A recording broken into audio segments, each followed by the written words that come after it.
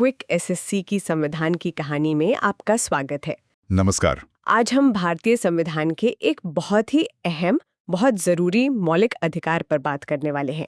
एक ऐसा अधिकार जो हर नागरिक को यानी हम सबको शोषण यानी एक्सप्लॉयटेशन से बचाता है। बिल्कुल, ये हमारी मानवीय गरिमा, हमारी ह्यूमन डिग्निटी और न्याय सुनिश्चित करने के लिए आप कह सकते हैं एक बुनियाद है। हाँ, और हम इसके लिए अपनी स्रोत सामग्री जो भारतीय राजनीति यानी इंडियन पॉलिटी पर आधारित है उसका इस्तेमाल कर रहे हैं।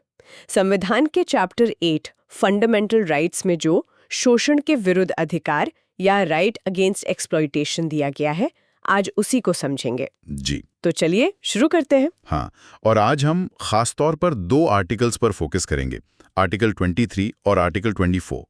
ये वो आर्टिकल्स हैं जो मानव तस्करी, जबरन मजदूरी, बाल श्रम, इन जैसी जो सामाजिक बुराइयां हैं उन पर सीधी रोक लगाते हैं। सही कहा, और हमारा मकसद भी यही है कि इन अनुच्छेदों को, इनके प्रोविजंस को एकदम आसान भाषा में कहानी की तरह समझें, ताकि सबको पता चले कि हमारा संविधान हमें किस तरह के शोषण से बचाता है और असल जिंदगी में इसका मतलब क्या है। बिल्कुल। तो हम जानते हैं कि फंडामेंटल राइट्स तो संविधान की जान है, पर ये वाला अधिकार, शोषण के विरुद्ध अधिकार, ये इतना खास क्यों है? इसका संदर्भ क्या है? देखिए, ये अधिकार सीधा सीधा जुड़ा है मानवीय गरिमा और सामाजिक न्याय से। बहुत गहरा कनेक्शन है। अगर हम इतिहास देखें, भारत का अपना इतिहास, तो यहाँ शोषण के कई रूप रहे हैं, भयानक रूप। हाँ, जैसे बेगार प्रथा थी, मतलब बिना कोई पैसा दिए, बिना पारिश्रमिक के जबरदस्ती काम करवाना। अच्छा।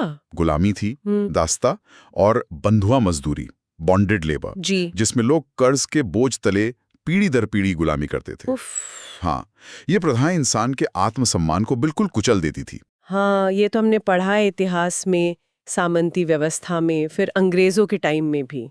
बहुत दुखद किस्से हैं। निश्चित रूप से, और हमारे संविधान बनाने वाले वो इस सच्चाई से अच्छी तरह वाकिफ थे। ठीक है। इसीलिए उन्होंने ठान लिया कि इन अमानवीय प्रथाओं को जड़ से खत्म करना है और हर इंसान को, हर व्यक्ति को सम्मान के साथ जीने का हक देना है। इसी सोच के साथ ये प्रावधान मौलिक अधिकारों में डाले गए। तो ये सिर्फ कानून के नियम नहीं है, ये संविधान की प्रस्तावना प्रियम्बल में जो न्याय, स्वतंत्रता, बंधुत्व के ऊंचे आदर्श है ना, हाँ, उनको जमीन पर उतारने की एक कोशिश है। और यहाँ एक बहुत दिलचस्प बात यह है क्या कि ये अधिकार सिर्फ सरकार या राज्य के खिलाफ नहीं है, ये आम लोगों के खिलाफ भी सुरक्षा देता है। मतलब अगर कोई प्राइवेट व्यक्ति भी दूसरे का शोषण करे तो ये अधिकार वहां भी लागू होगा। अच्छा, ये बहुत जरूरी पॉइंट है। मतलब सुरक्षा सिर्फ स्टेट से नहीं, बल्कि समाज के अंदर जो शोषण करने वाले तत्व हैं उनसे भी है। बिल्कुल, यही इसकी खासियत है। चलिए तो फिर आर्टिकल 23 से शुरू करते हैं, इसको थोड़ा विस्तार से समझते हैं। ये क्या कहता है? आर्टिकल 23 जो है वो मुख्य रूप से दो चीजों पर रोक लगाता है, बिल्कुल साफ तौर पर। पहला है मानव का दुर्व्यापार, अंग्रेजी में कहें तो ट्रैफिक इन ह्यूमन बीइंग्स, मानव का दुर्व्यापार। और दूसरा है बेगार और इसी तरह के अन्य बलात्श्रम यानी फोर्स लेबर। ओके। इन शब्दों का मतलब थोड़ा और साफ करेंगे। मानव का दुर्व्यापार, ये सुनने में ही कितना गंभीर लग रहा है। इसमें क्या क्या आता है? हाँ, ये बहुत ही गंभीर मसला है। मानव दुर्व्यापार का सीधा मतलब है इंसानों को एक चीज की तरह, एक वस्तु की तरह खरीदना या बेचना। हे भगवान। इसमें महिलाओं और बच्चों की खरीद फरोख्त शामिल है, अनैतिक कामों के लिए जैसे प्रोस्टिट्यूशन वगैरह के लिए तस्करी, जिसे इमोरल ट्रैफिक कहते हैं, देवदासी जैसी जो पुरानी कुप्रथाएं थीं, और गुलामी, स्लेवरी के सारे रूप, ये सब इसमें शामिल हैं। संविधान इस पर पूरी तरह से रोक लगाता है। ये तो इंसान होने के नाते जो गरिमा है उसके बिल्कुल खिलाफ है। बिल्कुल। और दूसरा शब्द था बेगार और बलात्श्रम। इनमें क्या अंतर है? बेगार शब्द तो काफी सुना है हमने। हाँ, बेगार एक पुरानी प्रथा रही है भारत में। इसका मतलब है किसी व्यक्ति से उसकी इच्छा के खिलाफ, बिना कोई मजदूरी दिए, बिना पैसे दिए जबरदस्ती काम करवाना। अच्छा, जमींदार वगैरह करवाते होंगे पहले? हाँ बिल्कुल, जमींदार या जो भी ताकतवर लोग थे वो अक्सर गरीबों से, कमजोर वर्गों से ऐसा करवाते थे। अब बलात्श्रम या फोर्स लेबर का दायरा थोड़ा और बड़ा है। इसमें बेगार तो आता ही है, ओके, साथ ही किसी भी तरह का ऐसा काम शामिल है जो कोई व्यक्ति अपनी मर्जी से नहीं कर रहा, बल्कि किसी मजबूरी में, किसी दबाव में या जबरदस्ती के तहत कर रहा है। अच्छा। इसमें बंधुआ मजदूरी, बॉन्डेड लेबर भी आती है, जहाँ कोई इंसान कर्ज चुकाने के लिए काम करने को मजबूर होता है और अक्सर वो कर्ज कभी खत्म ही नहीं होता, पीढ़ियां निकल जाती हैं। भी कम पैसे देकर किसी की मजबूरी का फायदा उठा रहा है तो क्या वो भी बलात्श्रम में आएगा? हाँ बिल्कुल, ये एक अहम नुक्ता है। अदालतों ने अपनी व्याख्याओं में ये साफ किया है कि सिर्फ शारीरिक जबरदस्ती ही नहीं, बल्कि अगर किसी की आर्थिक मजबूरी का, गरीबी का फायदा उठाकर उसे मिनिमम वेजेस से भी कम पर काम करने को मजबूर किया जाए, तो वो भी एक तरह से फोर्स्ड लेबर ही माना जा सकता है। अच्छा। मुद्दा यह है कि काम स्वेच्छा से होना चाहिए, मर्जी से, और उचित पैसे के साथ। किसी भी तरह की मजबूरी या जबरदस्ती नहीं होनी चाहिए। ये तो वाकई बहुत व्यापक सुरक्षा दी गई है। क्या इसे लागू करने के लिए, मतलब जमीन पर उतारने के लिए अलग से कानून भी बनाए गए हैं? हाँ जरूर, क्योंकि सिर्फ संविधान में लिख देना काफी नहीं होता है ना। सही बात है। तो संसद ने आर्टिकल 23 को प्रभावी बनाने के लिए कई महत्वपूर्ण कानून पास किए हैं, जैसे बंधुआ मजदूरी प्रणाली उन्मूलन अधिनियम 1976 है, bonded labour system abolition act. हाँ, सुना है इसके बारे में। और एक और है अनैतिक व्यापार निवारण अधिनियम 1956, इमोरल ट्रैफिक प्रिवेंशन एक्ट। ये कानून इन सामाजिक बुराइयों को रोकते हैं और जो दोषी पाए जाते हैं उन्हें सजा देने का भी प्रावधान करते हैं। ठीक है, लेकिन क्या इस नियम का कोई अपवाद, कोई एक्सेप्शन भी है? मतलब क्या कभी ऐसी कोई स्थिति आ सकती है जब राज्य, मतलब सरकार, किसी नागरिक से अनिवार्य रूप से कोई सेवा ले सके? हाँ, संविधान में एक बहुत ही सीमित, बहुत ही कंट्रोल्ड अपवाद दिया गया है। आर्टिकल 23 का ही क्लॉज 2 है। वो ये कहता है कि राज्य यानी स्टेट सार्वजनिक उद्देश्यों के लिए, पब्लिक पर्पसेस के लिए अनिवार्य सेवा लागू कर सकता है, कंपल्सरी सर्विस। सार्वजनिक उद्देश्य मतलब जैसे कि कोई उदाहरण दे सकते हैं? हाँ, जैसे मान लीजिए देश की रक्षा का सवाल है तो अनिवार्य सैन्य सेवा लागू करना, कंपल्सरी मिलिट्री सर्विस। अच्छा। या फिर कोई बड़ी राष्ट्रीय आपदा आ गई, कोई संकट आ गया, तो उस समय नागरिकों से अनिवार्य सामाजिक सेवा लेना, कंपल्सरी सोशल सर्विस। मान लीजिए कहीं बाढ़ आ गई या भूकंप आ गया, तो सरकार राहत के कामों के लिए लोगों की मदद अनिवार्य कर सकती है। अच्छा, ये तो जरूरत पड़ने पर हो सकता है, पर क्या ऐसी अनिवार्य सेवा थोपते समय राज्य किसी तरह का भेदभाव कर सकता है? मतलब किसी खास ग्रुप से ही काम ले? नहीं, बिल्कुल नहीं। यहीं पर संविधान बहुत साफ है, बहुत स्पष्ट है। आर्टिकल 23(2) आगे कहता है कि ऐसी अनिवार्य सेवा लागू करते समय राज्य केवल धर्म, मूल वंश, जाति या वर्ग, मतलब रिलीजन, रेस, कास्ट और क्लास, इनके आधार पर कोई भेदभाव नहीं करेगा। अच्छा, ये खास तौर पे लिखा गया है। हाँ, और ये गौर करने वाली बात है कि इन्हीं आधारों का जिक्र है, धर्म, मूल वंश, जाति, वर्ग। शायद इसलिए कि हमारे सामाजिक इतिहास में इन्हीं आधारों पर भेदभाव और शोषण सबसे ज्यादा हुआ है। हाँ, ये बात तो है। तो मतलब साफ है, राज्य जरूरत पड़ने पर अनिवार्य सेवा ले सकता है, लेकिन पूरी तरह से निष्पक्ष होकर, बिना इन आधारों पर किसी ग्रुप को टारगेट किए। समझ गई। तो आर्टिकल 23 हमें बचाता है मानव तस्करी से और हर तरह की जबरन मजदूरी से, चाहे वो राज्य करे या कोई आम इंसान। बस एक सीमित सा अपवाद है सार्वजनिक उद्देश्य के लिए, वो भी बिना भेदभाव के। बिल्कुल सही। ये तो हुई सभी नागरिकों की बात, वयस्कों की भी। अब आते हैं आर्टिकल 24 पर। ये तो खास तौर पर बच्चों के लिए है ना? इसमें क्या कहा गया है? हाँ, आर्टिकल 24 बच्चों के शोषण के खिलाफ एक बहुत ही महत्वपूर्ण सुरक्षा कवच है। एकदम क्लियर कट है।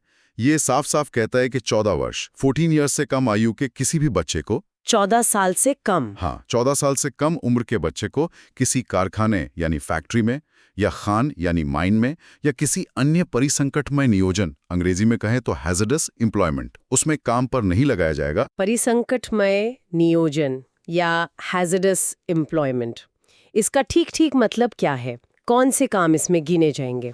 इसका मतलब है कोई भी ऐसा काम जो बच्चे की सेहत के लिए, उसकी सुरक्षा के लिए या उसके जीवन के लिए खतरनाक हो सकता है। जैसे मान लीजिए पटाखा बनाने की फैक्ट्री है, या कांच का उद्योग है, बीड़ी बनाने का काम है, खदानों में काम करना, कंस्ट्रक्शन साइट्स पर काम करना जहां भारी मशीनें चलती हैं, या ऊंचाई पर काम होता है। रेलवे में भी कुछ काम खतरनाक हो सकते हैं।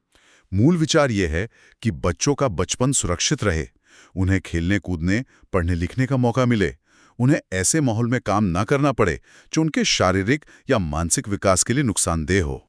तो ये एक तरह से खतरनाक उद्योगों में बाल मजदूरी पर पूरी तरह रोक है। हाँ, लेकिन क्या इसका ये मतलब है कि 14 साल से कम उम्र का बच्चा कोई भी काम नहीं कर सकता? जैसे मान लीजिए कोई बच्चा घर के काम में हाथ बटा रहा है। नहीं, ये एक बारीकी है जिसे समझना जरूरी है। अच्छा, आर्टिकल 24 हर तरह के काम पर रोक नहीं लगाता। ये मुख्य रूप से फोकस करता है कारखानों पर, खदानों पर और दूसरे खतरनाक कामों पर। हाँ, ये आर्टिकल बच्चों के हानि रहित या निर्दोष किस्म के कामों में, हार्मलेस और इनोसेंट वर्क जिसे कहते हैं, उसमें लगने से मना नहीं करता। कोई उदाहरण दे सकते हैं इसका? हाँ, जैसे मान लीजिए कोई बच्चा स्कूल के बाद अपने परिवार की दुकान पर थोड़ी देर बैठता है, थोड़ी मदद करता है। हाँ। या खेती के काम में हाथ बटाता है, पर वो काम खतरनाक नहीं होना चाहिए। या फिर फिल्मों में या विज्ञापनों में काम करते हैं बच्चे, हाँ? मनोरंजन उद्योग में, लेकिन वहां भी उनके काम करने के घंटे, माहौल, इन सब को लेकर बहुत कड़े नियम होते हैं। सही है। तो ऐसे काम आर्टिकल 24 के दायरे से बाहर हो सकते हैं। संविधान का मुख्य लक्ष्य है बच्चों को औद्योगिक शोषण से और खतरनाक परिस्थितियों से बचाना। समझ गई। और आर्टिकल 24 को लागू करने के लिए, इसे जमीन पर उतारने के लिए क्या कानूनी कदम उठाए गए हैं, जैसे आर्टिकल 23 के लिए थे? हाँ, बिल्कुल। इस संवैधानिक निर्देश को लागू करने के लिए भी कई महत्वपूर्ण कानून बने हैं। सबसे मुख्य तो है बाल श्रम प्रतिषेध और विनियमन अधिनियम 1986, child labour prohibition and regulation act. वैसे इसे हाल के सालों में काफी बदला गया है और सख्त किया गया है। अच्छा, क्या बदलाव हुए? अब तो लगभग ऐसा है कि 14 साल से कम उम्र के बच्चों के लिए करीब-करीब हर तरह के काम पर रोक है, सिर्फ कुछ पारिवारिक व्यवसायों को छोड़कर। और जो 14 से 18 साल के किशोर हैं, एडोलेसेंट्स, उनके लिए खतरनाक कामों में नियोजन पर रोक है। ये तो बहुत अच्छा कदम है। हाँ, और इसके अलावा राष्ट्रीय और राज्य स्तर पर बाल अधिकार संरक्षण आयोग भी बने हैं, national and state commissions for protection of child rights.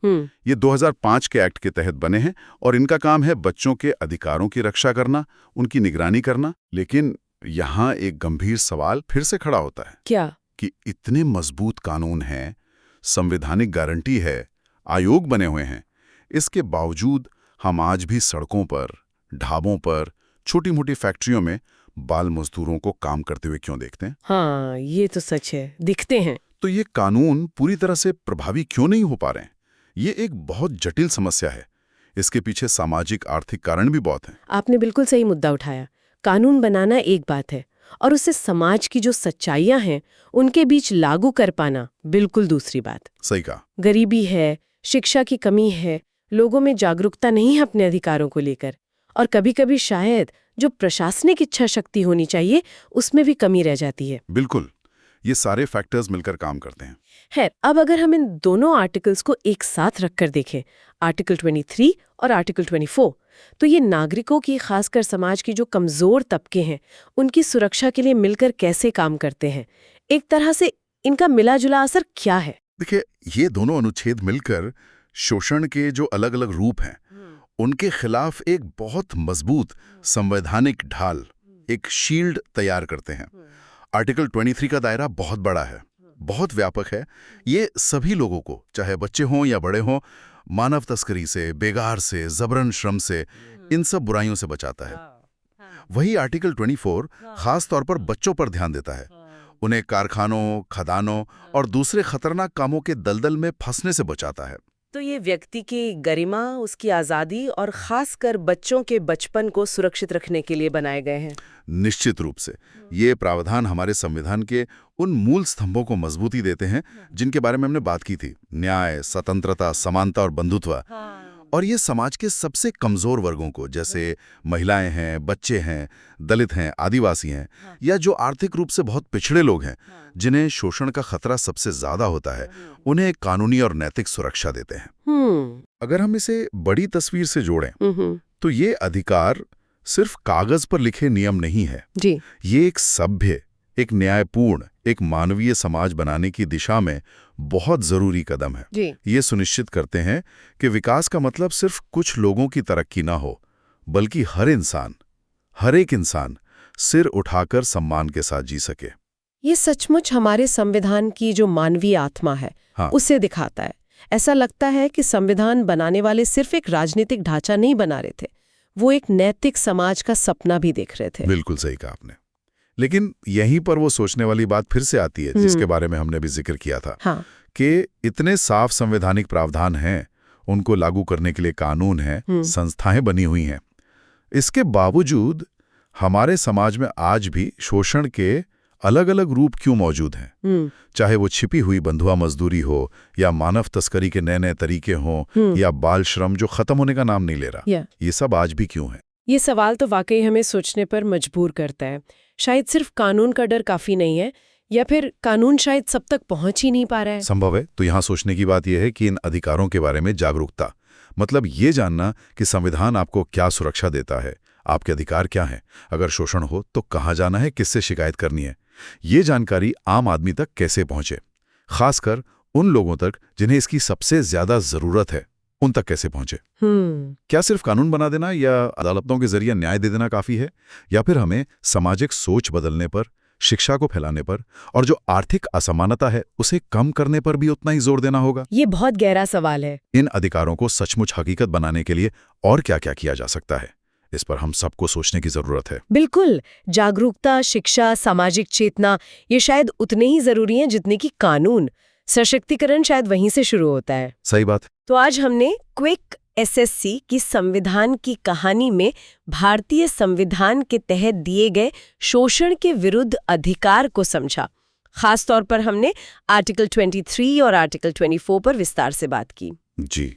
हमने जाना कि कैसे आर्टिकल 23 मानव तस्करी और बेगार यानी जबरन मजदूरी पर रोक लगाता है, और कैसे आर्टिकल 24 बच्चों को खतरनाक कामों में लगाए जाने से बचाता है। हाँ, ये दोनों बहुत महत्वपूर्ण अनुच्छेद हैं। और ये समझना बहुत जरूरी है कि ये अधिकार सिर्फ किताबों में लिखी बातें नहीं है।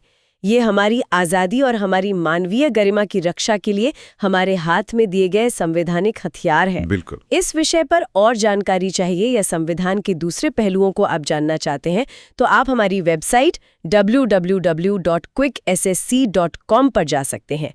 आप हमें सोशल मीडिया पर भी फॉलो कर सकते हैं। हमारा हैंडल है QuickSSC। जी। और हाँ, हमें स्पॉटिफाई पर फॉलो करना ना भूलें। क्विक एसएससी की संविधान की कहानी सुनने के लिए आपका बहुत बहुत धन्यवाद। धन्यवाद। अगली बार फिर मिलेंगे एक नए और रोचक संवैधानिक विषय के साथ।